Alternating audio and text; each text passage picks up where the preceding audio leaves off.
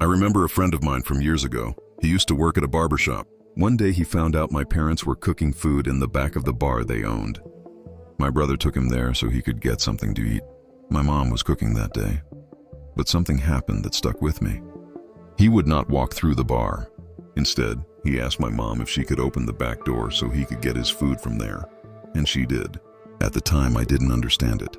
Back then, I probably thought it was strange, but now I understand. That man was a man of Christ. Today, he actually preaches and ministers. Looking back, I realize he wasn't judging anyone, and he wasn't trying to act better than anyone. He was protecting his spirit.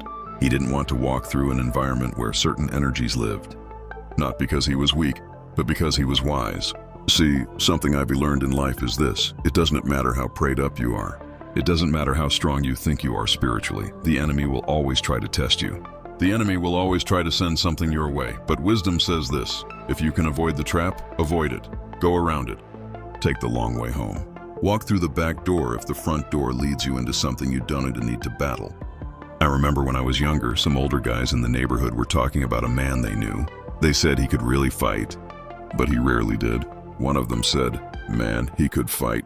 He just don't." When trouble came, he would take the long way home.